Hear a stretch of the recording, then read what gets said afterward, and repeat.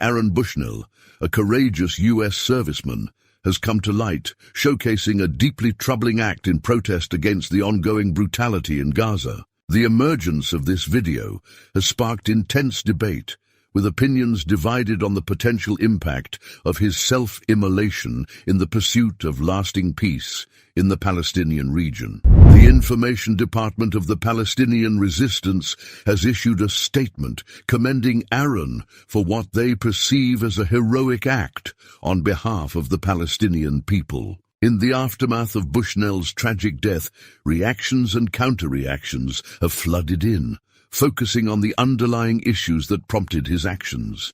Two distinct camps have emerged from this discourse, one suggesting that he was driven by personal despair and impulsive behavior, while the other contends that his actions stemmed from a genuine sense of solidarity with the suffering people of Palestine and frustration with the United States, particularly its repeated vetoing of UN Security Council resolutions calling for a permanent ceasefire in Gaza. Our commitment is to deliver factual news and impartial geopolitical analysis. We encourage you to engage with our content by liking and sharing this video to stay informed. Subscribe to receive timely updates on developments related to Palestine. Many have speculated that the discreet deployment of U.S. personnel in occupied Palestine to assist in targeting and documentation may have played a role in motivating Bushnell's drastic sacrifice. A document obtained by our team outlines the necessity of secrecy as the U.S. Air Force aids occupation forces in addressing targeting issues and other combat-related processes. Given Aaron's background as a software engineer, it's plausible that he had access to a significant amount of documentation allegedly implicating the U.S. in supporting the brutality in Gaza, while simultaneously purporting to seek solutions to the conflict.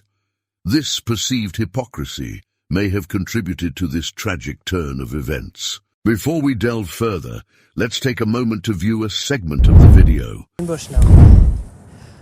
I am an active duty member of the United States Air Force, and I will no longer be complicit in genocide.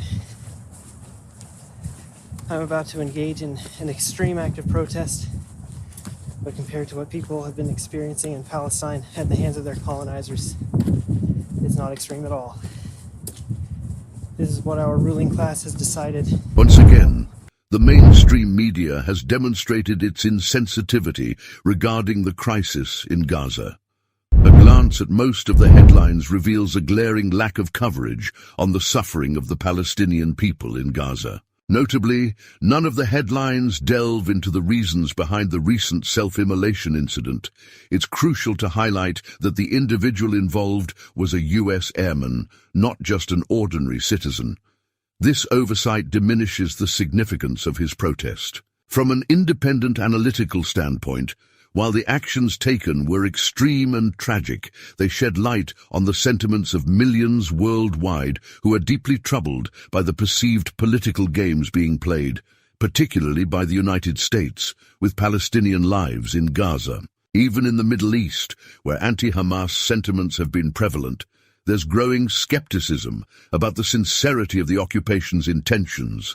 It appears more focused on quashing Palestinian resistance than on pursuing genuine diplomatic solutions to the long-standing crisis in Gaza. Many have also questioned the boldness of Benjamin Netanyahu's decision to proceed with an invasion of Rafah, the last refugee zone in Gaza, despite calls for a ceasefire. Netanyahu's assertion of imminent victory in the territory raises concerns about the potential escalation of violence and further humanitarian suffering. Three more goals. The first is to release the hostages. The second is to destroy Hamas.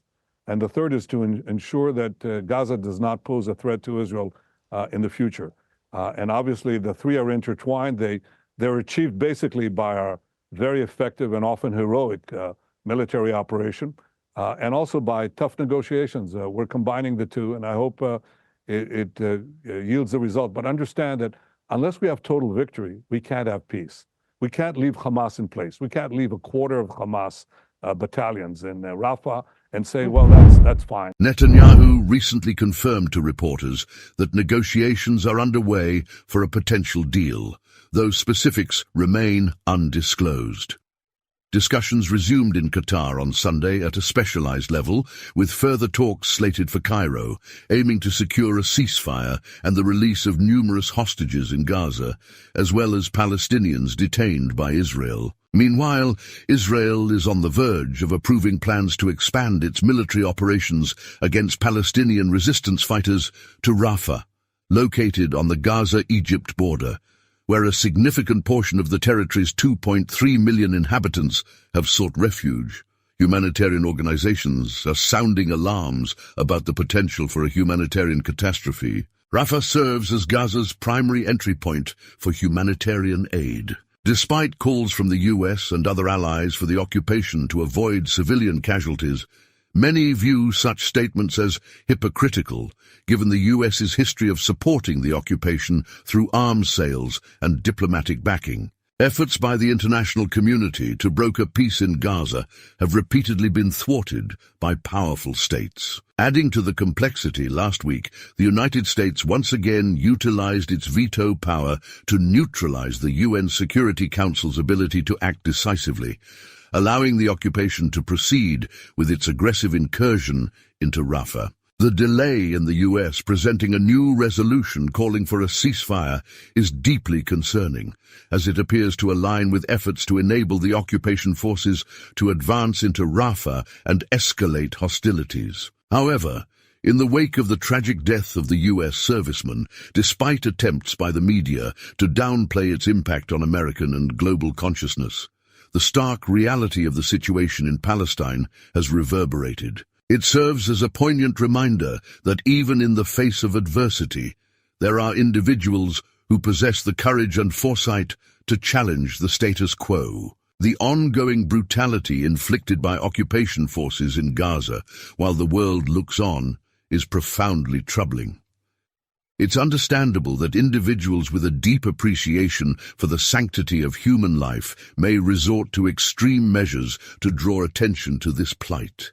The suffering of Gaza and its people demands our unwavering attention and action. With the escalation of brutality by occupation authorities in Gaza, the global community is increasingly questioning the root causes of the conflict and demanding accountability for the Palestinian people. Netanyahu's seeming impunity in his actions has sparked outrage as he pursues plans that inevitably result in civilian casualties, showing a disregard for the consequences. His actions suggest a callous disregard for Palestinian lives, prioritizing his own interests in the conflict zone. Despite labeling Palestinian freedom fighters as terrorists, Netanyahu fails to acknowledge the distinction between Hamas and the Palestinian population as a whole. Targeting mosques, refugee camps, and hospitals under the guise of counter-terrorism is deemed a clear violation of international law and constitutes a war crime. Yesterday, the Palestinian freedom fighters issued a press statement honoring the courageous sacrifice of American pilot Mr. Bushnell.